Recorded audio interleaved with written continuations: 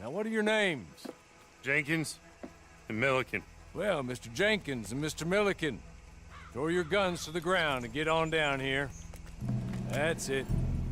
Very glad to meet you. It's not worth being rash. You boys get paid a salary. You get that salary whether these people escape or not. Your wives presumably want you alive. Let them out. Now, please. Okay. You all run away.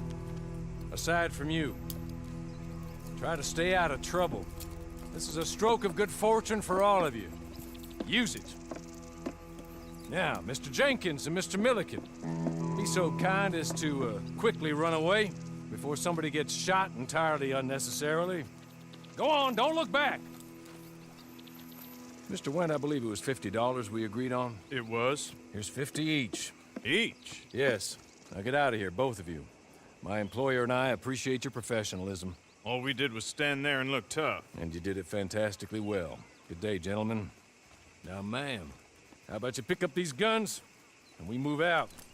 My mistress is waiting for us.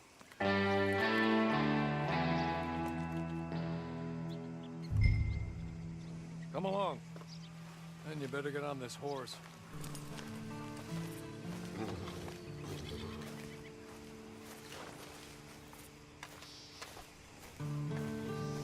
That's not much of an animal, but they haven't got far to ride. Yeah, I waited on them moving you some weeks. I can wait a while longer. There will be plenty of time for adventures. Now, if you follow me, please. Ready? Wonderful. I hope you'll forgive the secrecy. My employer particularly values discretion. My name is Mr. Horley, by the way. Can we go now? Okay.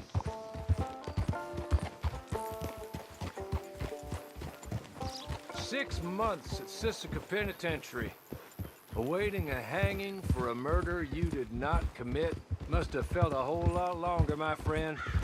You still seem strong, though. I mean, doesn't look like breaking all those rocks has left you entirely broken, in body or in spirit. I hope I'm right about that. Rounding you folks up, and those sham trials, they were a disgrace. Made a mockery of the rule of law. Still can't quite believe they got away with it. There's others convicted when you were. Came out breathing fire. Maybe you're like that too. Guess we'll see. Or maybe you just want to put it all behind you, forget you were in there at all. That would be fine, of course. You're just up here. There's the camp. Hit your horse.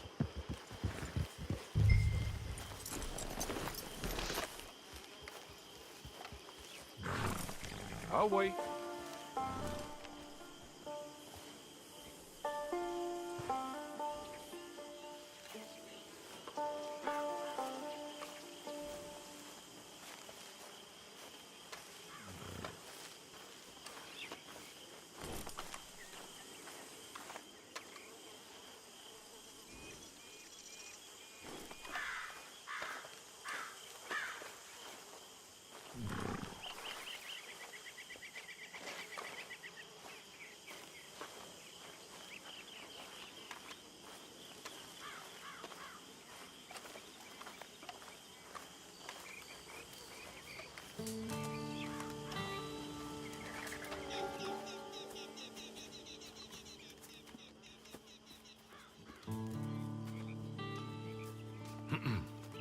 Madam, we're back.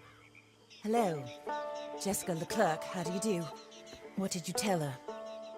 Nothing, as we discussed. Thank you, Horley.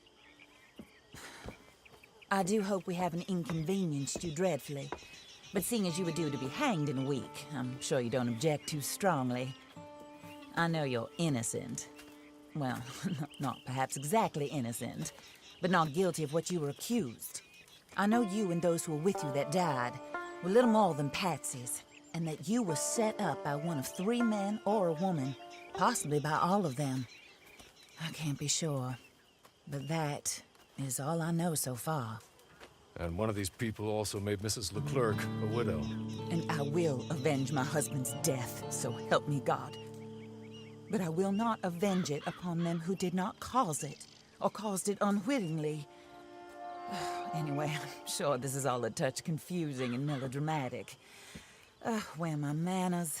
Hawley, please show our guests to their tent and give them some fresh clothes to put on. Very good, madam. Then serve us both a little refreshment. Certainly, madam. This way. You'll find a change of clothes in there, alongside a few other items you might need, a lasso, a knife, and a lantern.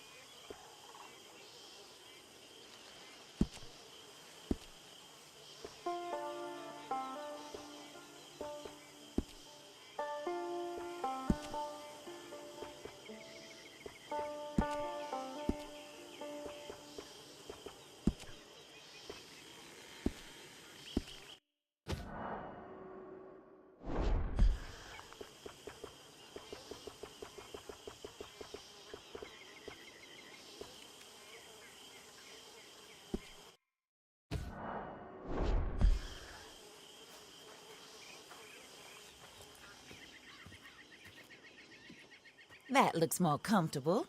Hawley, Here, madam. you're very good health. I suppose it beats dying, hmm? Mrs. Leclerc's husband was murdered by one of his business partners. And I intend to find out which one. Or rather, I intend for you to find out. And kill them. You're the only person I could possibly trust to do whatever it takes. Because you and your accomplices, you're the only other victims into the town at approximately the same time my husband was shot in the back, but by another gun, firing different bullets to those you possessed when you were arrested. These bullets, this was their mistake. You were rounded up and sentenced to death, all because you came to town and didn't talk too much and seemed like you were nasty. Anyway, here they are. The people who run Blackwater. Mr. Jeremiah Shaw, banker, real estate speculator, and crook. Mr. Amos Lansing, ranch owner, speculator, and crook. Mrs. Grace Lansing, his wife, society patroness, lover of the arts, crook, and my former best friend. Teddy Brown, her disgraced brother, outlaw, wanted man, and still in contact with them. All I ask of you is your help in finding out quite what happened. Mrs. Leclerc would like to help you get back on your feet. Get back to work. Whatever your work may be, I don't judge. You want to rob? Rob. You want to save innocent folk? Do that as well. But you need me just as much as I need you. I think we all understand each other. I hope we do. Good. I look forward to rewarding you for killing those who made me a widow. My husband was a true believer in this country and in the West. He was killed for greed. Foul greed when there's quite enough for everybody. I don't care what your scruples are as to killing. I will take the full burden of that sin upon my shoulders. Goodbye, for now. Then Hawley, go introduce her to nice Mr. Cripps. I think you'll like Cripps well enough. He's long past his prime, of course, but he hasn't gone entirely crazy just yet. And he will help you, better than most of his ilk. Cripps! Get up! Hello, partner. Harley. This is your new boss. Oh, pleased to meet you, partner. J.B. Cripps at your service. We'll pay to get your camp established. Mrs. Leclerc is a generous benefactor. And, where are we headed?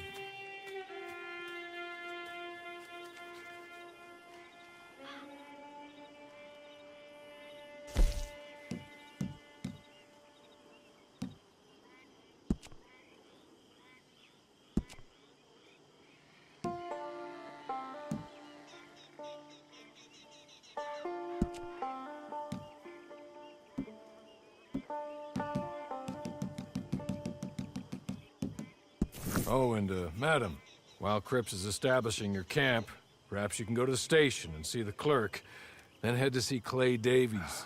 He's a horse thief and, not a terribly nice one. Then meet Cripps back at your camp. See you shortly, boss.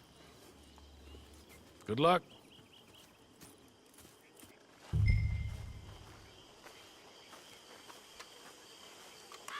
sooner you do it, the sooner we'll leave you to your own devices.